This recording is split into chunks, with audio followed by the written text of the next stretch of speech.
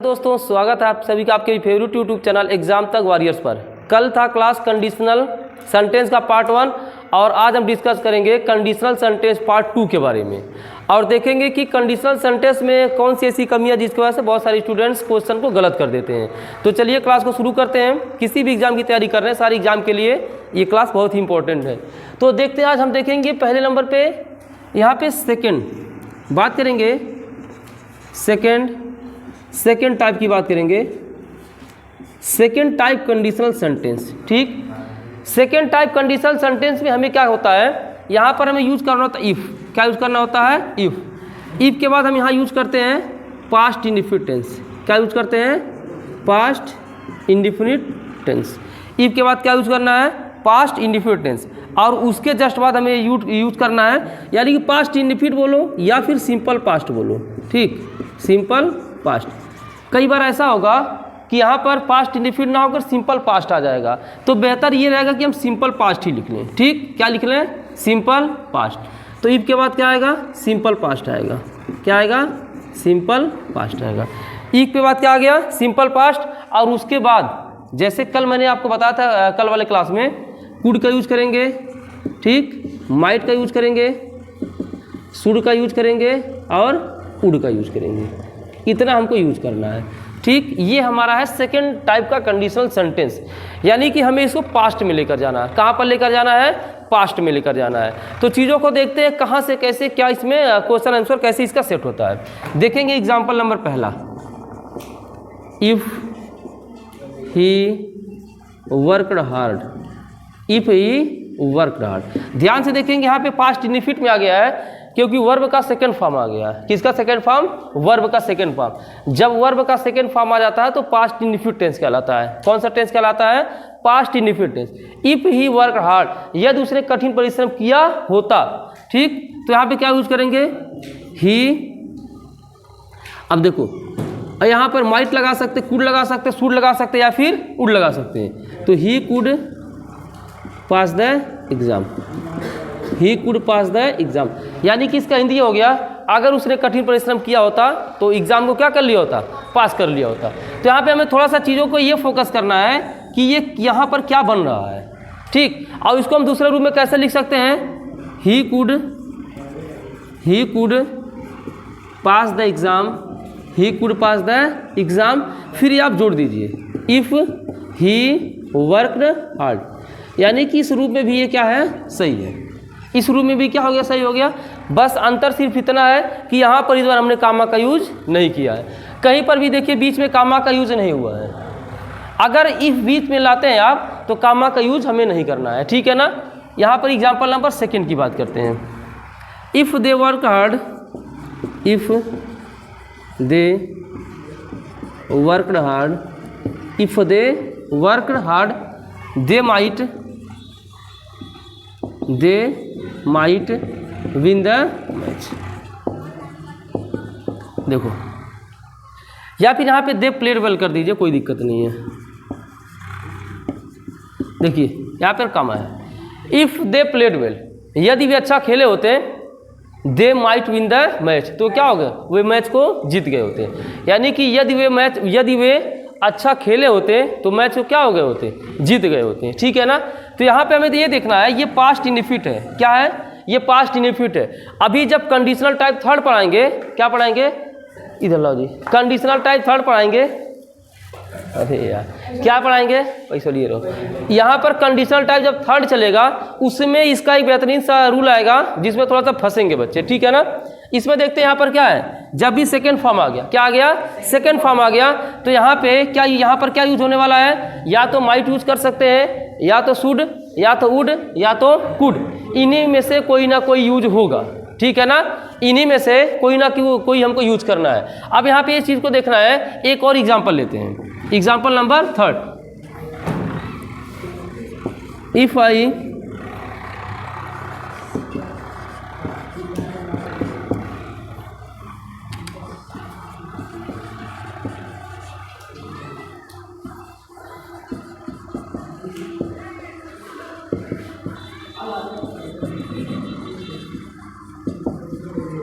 चलिए यहाँ पर हम ये देखते हैं if I did well, if I did well. अब यहाँ पर इस चीज़ को समझ लीजिए कि जो यहाँ पर डिड हमने यूज किया ना, ये पास्ट इंडेफिनिट टेंस की हेल्पिंग वर्ब के तौर पर यहाँ हमने यूज नहीं किया है। Helping verb of past indefinite tense is did, but did is not use here as past indefinite tense helping verb. यानी कि यहाँ पर डिड का जो प्रयोग हमने किया है ना, ये देखो पहले थोड़ा सा समझ लेते हैं। डू, डिड और यहाँ पर डन, यही तो केस बनता है। Do, did, done. डू है फर्स्ट फॉर्म, डिड है सेकंड फॉर्म और डन है थर्ड फॉर्म। तो ये सेकंड फॉर्म के तौर पर यूज हुआ है। ये मत कहना कि कोई अगर ये पूछ लिया कि ये बताइए, मैंने हमने सेंटेंस ही कोई लिख लिया, हमने सेंटेंस ही लिख लिया I did well, I wrote here sentence I did well, और मैंने आप लोगों से पूछ लिया डिड इसमें क्या है, हेल्पिंग वर्ब है कि मेन वर्ब है, तो क्या बताएंगे?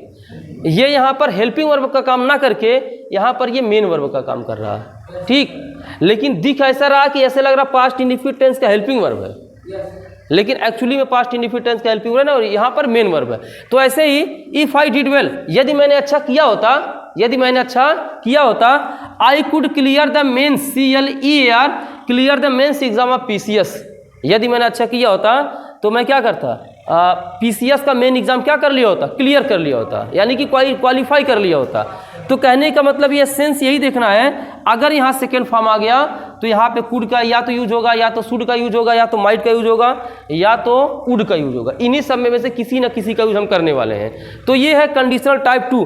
अब यहाँ पर देखते हैं थोड़ा सा इमेजिनेशन वाले कुछ सेंटेंस को देखते हैं।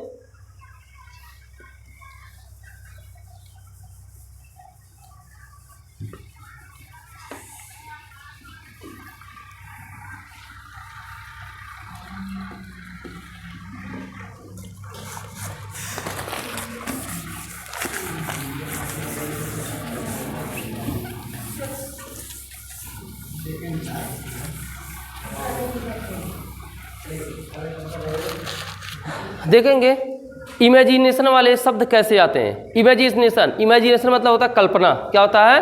कल्पना। पहली बात ये जान लीजिए, इमेजिनेशन जो वर्ड है ना, इमेजिनेशन,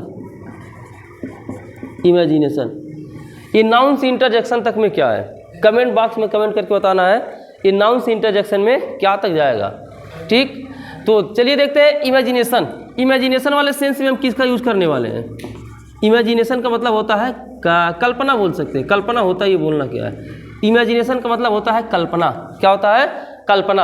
और अगर कल्पना कोई नेम रहता ना, कल्पना कोई नेम रहता तो किसी लड़की का नाम हो जाता और वो नाउन के तहत चला जाता। किसके तहत चला जाता? नाउन के तहत। तो ये बताना इमेजिनेशन क्या है, और ट्रिक बता चुके हैं पहले ही कि ये क्या है, पता होना चाहिए। अब इमेजिनेशन वाले सेंस में हमें क्या करना है, जैसे जब छोटे छोटे हम लोग थे तो क्या सोचते थे, यदि हम तोता होते तो उड़ गए होते, ऐसे सोचते थे। यदि हम पेड़ पर बैठते तो हम लोग अमरूद खा लिए होते, तितली रहते तो उड़ जाते, ये सब सोचते थे हम लोग छोटे छोटे। तो यही है इमेजिनेशन, यही है इमेजिनेशन। इसी को हमें यहाँ पर लिखना है। इफ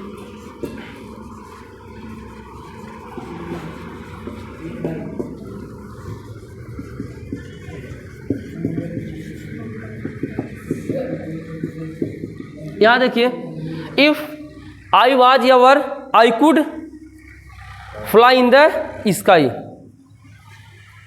ठीक। यानी कि यहाँ पर देखेंगे जब कभी भी इफ का प्रयोग हो जाए और वो कल्पना को दर्शाता हो, किसको दर्शाता हो? कल्पना को दर्शाता है, यानी कि वो इमेजिनेशन को शो करता है ना, तो वहाँ पर कभी भी यहाँ पर वाज नहीं लगाएंगे, वहाँ पे वर ही लगेगा, ठीक। क्या लगेगा? वर का यूज हम करने वाले हैं। इफ आई वर, इफ यहाँ पर कुछ छूट रहा है, if I were A bird, if I were A bird, यदि मैं एक चिड़िया होता, क्या होता? यदि मैं एक चिड़िया होता, नहीं समझ में आ रहा है, यदि मैं एक चिड़िया होता, I could fly in the sky, मैं आकाश में उड़ जाता। यदि मैं एक चिड़िया होता तो मैं कहाँ उड़ जाता? आकाश में उड़ जाता। तो कहने का सेंस ये है यहाँ पर कि यहाँ पर जब कभी भी इफ आ जाए और वह कल्पना को शो कर रहा, किसको शो कर रहा है? कल्पना को, यानी किसी सोच को शो कर रहा है। क्या कर रहा है? किसी सोच को शो कर रहा है, तो वहाँ पर हम किसका यूज करेंगे? वर का यूज करेंगे। चाहे बेशक यहाँ ही हो तब भी वर ही लगाएंगे, ठीक।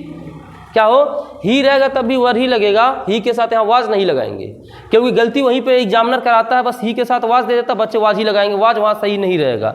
If he were A bird he could fly in the sky, ये भी सेंटेंस सही है कि यदि वह एक चिड़िया होती तो आकाश में उड़ जाती, ठीक। अब देखते हैं यहाँ पर एक और एग्जाम्पल लेते हैं। I wish I wish I were A bird, I were A bird. अब देखो आई विश के साथ भी यहाँ पे क्या लगेगा, वर लगाएंगे। क्या लगाएंगे, वर का यूज करने वाले हैं। यानी कि काश मैं एक चिड़िया होता। काश, आई विश का मतलब क्या होता है, काश कल वाले क्लास में मैंने बताया था कि आई विश का अर्थ क्या होता है। तो आई विश का अर्थ होता है काश। क्या होता है, काश। क्या होता है, काश। I wish I were A bird, यानी काश मैं एक चिड़िया होता। और भी यहाँ पर सेंटेंस यूज कर सकते हैं, I wish I were a teacher, काश मैं एक टीचर होती। ठीक, यहाँ पर कहने का मतलब यह है जब कभी भी कल्पना को शो किया जाएगा तो हम वर का यूज करेंगे। किसका यूज करने वाले हैं, वर का या वेयर का। अब अगला देखते हैं हम एज इफ का। एज इफ का हिंदी होता है मानो कि या फिर जैसे कि। बहुत सारे बच्चे पूछ लेते हैं सर एज इफ का मतलब बताइए।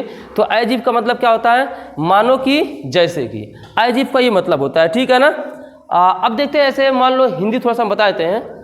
जैसे मान लो ऐसे घर पर कोई डांट रहा है, घर पर क्या कर रहा है, कोई डांट रहा है, दोस्त यार कोई भी डांट रहा है, तो ऐसे बोलते नहीं है अरे यार तुम ऐसा डांट रहे हो जैसे लग रहा मेरे पिता हो तुम, ऐसा तुम मार रहे हो ऐसा लग रहा तुम टीचर हो मेरे, तुम मुझे ऐसे समझा रहे हो, ऐसे होता है ना। तो वहाँ पर उस केस में हम एज इफ का प्रयोग करते हैं, ठीक है ना। ही वाज, एग्जाम्पल से समझ में आएगा। He was scolding me as if he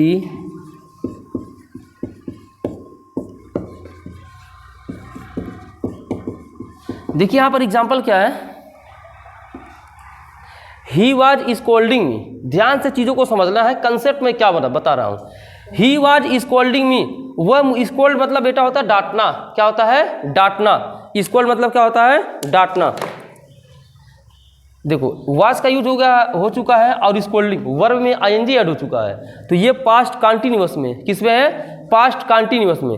continuous की स्पेलिंग बहुत सारे बच्चे गलत कर देते हैं, NUOUS होता है, ठीक। ये कंटिन्यूअस की स्पेलिंग है, एग्जाम में पूछा गया कंटिन्यूअस की स्पेलिंग। बस करता क्या, कुछ नहीं करेगा, NIOU ऐसे बोल देगा। तो ऐसे बहुत सारे बच्चे सही भी कर देते हैं। यन के बाद यू रहेगा, क्या रहेगा, यू, CONTINUOUS, ठीक, कंटिन्यूअस। ही वाज स्कोल्डिंग मी, वह मुझे डांट रहा था, एज इफ जैसे कि ही वर माई फादर, जैसे कि वो मेरा क्या हो, पिता हो। तो ध्यान से ये देखना है, यहाँ पे गलती से ही के साथ वाज मत लगा देना।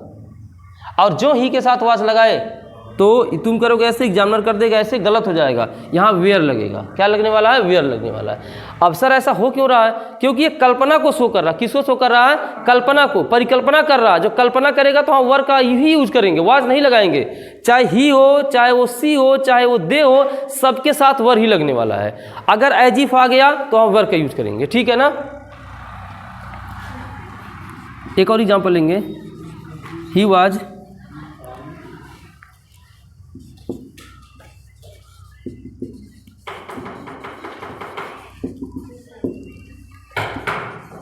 दिख रहा है ना, इसके नीचे नहीं दिखेगा, यही से हमको अनुमान पता चल गया है।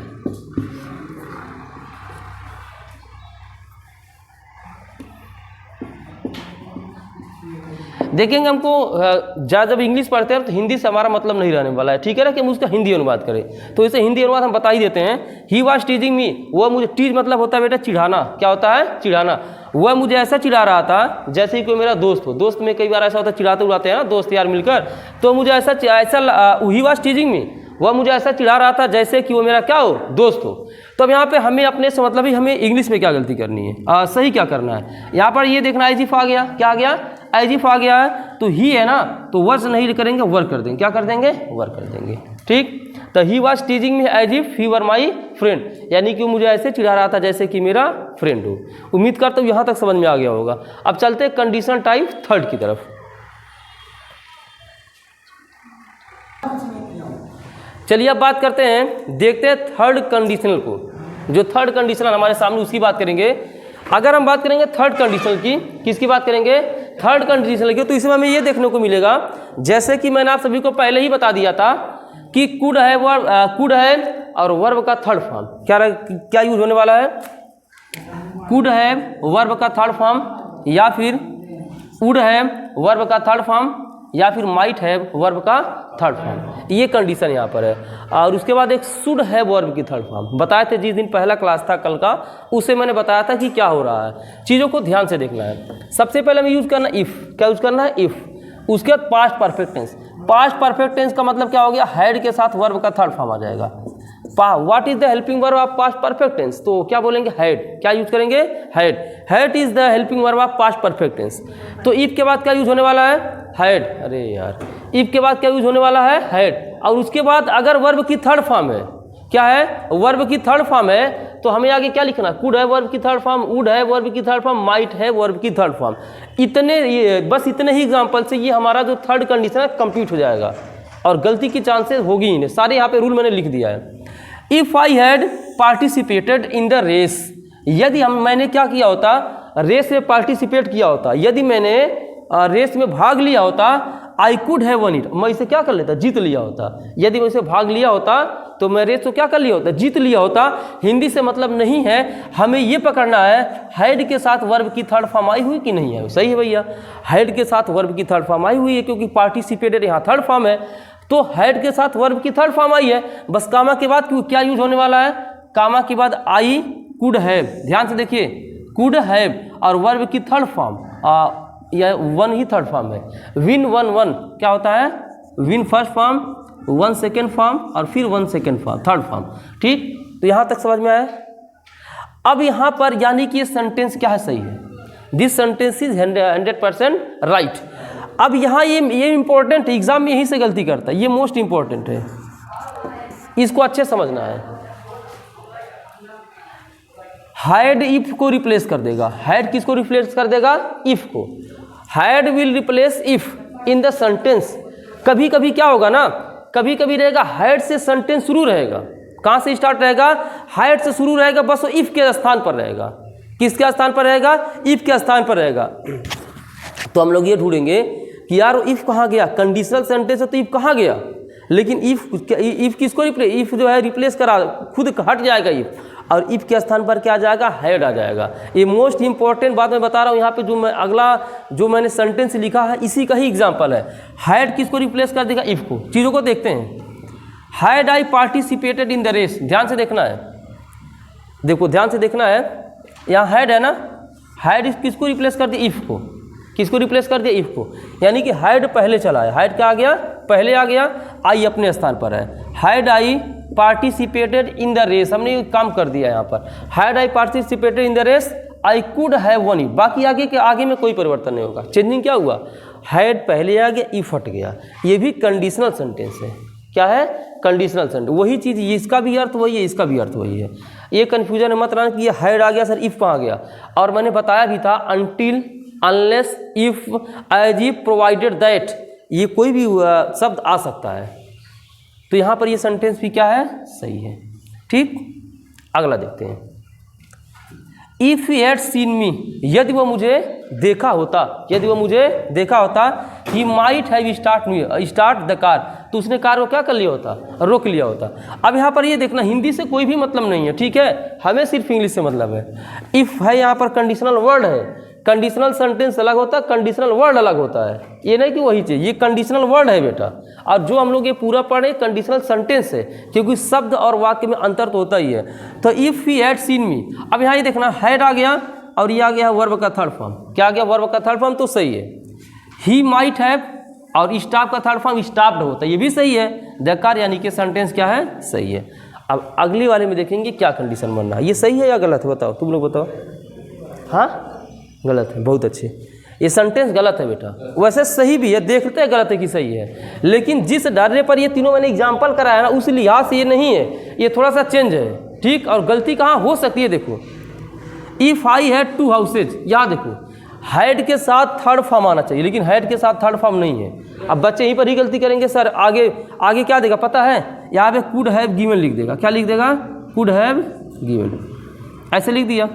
सेंटेंस ऐसे लिखा, इफ़ आई हैड 2 हाउसेज, दिख रहा है ना, 2 हाउसेज, आई दिख रहा है, आई कुड हैव गिवन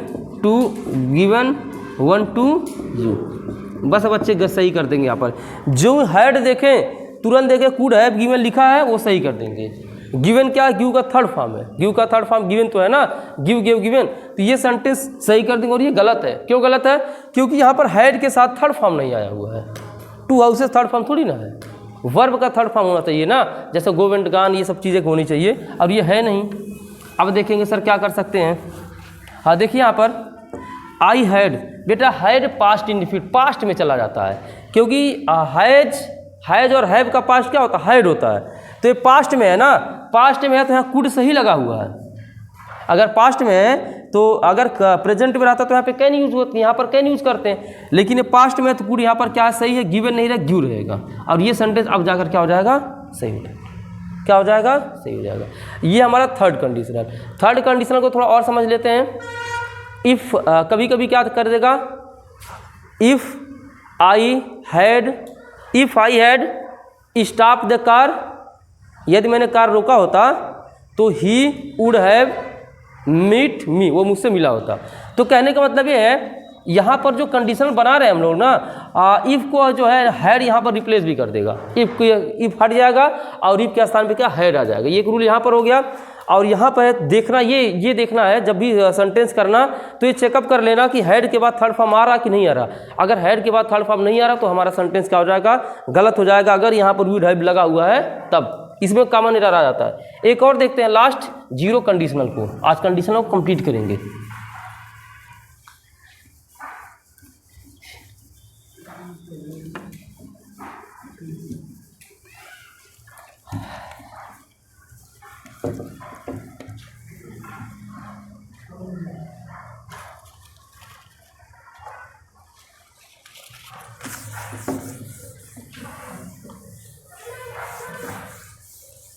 चलिए, हमने स्टार्ट में बताया था हमें 4 टाइप के कंडीशनल पढ़ते हैं। ठीक, फर्स्ट में क्या यूज़ करते थे? थोड़ा रिवीजन करवा देते हैं। अभी हम लोगों को पढ़ना जीरो कंडीशनल, उसको पढ़ा थोड़ा रिवीजन कर देते हैं। इफ़ है, अगर प्रेजेंट टेंस में है तो आगे क्या यूज़ करेंगे? कैन, मे, शैल या फिर विल। अगर यही इफ़ के बाद पास्ट में है तो, अगर इफ़ के बाद पास्ट में है तो यही का पास्ट हो जाएगा कुड, माइट, शुड, और यहाँ पर वुड। अगर इफ़ के साथ हैड आ गया और उसके साथ पास्ट, ये वर्ब की थर्ड फॉर्म आ गई। किसकी आ गई? वर्ब की थर्ड फॉर्म। तो बस यहीं पर क्या ऐड कर देना? कुड हैव बीन कर देंगे। Could have been, might have been, should have been और वुड हैव बीन। ठीक, ये 3 कंडीशनल उम्मीद है खत्म हो गया। एक हमने कराया है वर्ब वाला use, if I were A bird I could fly in the sky, यदि मैं एक चिड़िया होती तो मैं आकाश में उड़ जाती। ऐसे भी करके मैंने कराया है। और एक एज इफ वाला कराया है, he was scolding me as if he were my father, वो मुझे ऐसे डांटता जैसे वो मेरा पिता हो। तो एज इफ के बाद क्या यूज करेंगे? एज इफ के बाद यहाँ पर वर ही यूज करना, ही रहे चाहे वहाँ वर ही लगाना है। ठीक है ना। अब देखते हैं हम जीरो कंडीशनल को। किसको देखेंगे? जीरो कंडीशनल को। जीरो कंडीशनल देखते हैं। जीरो कंडीशनल देखेंगे यहाँ पर। इफ के बाद क्या आएगा? यहाँ पर जीरो कंडीशनल में आता है यूनिवर्सल ट्रूथ। क्या यूज करते हैं?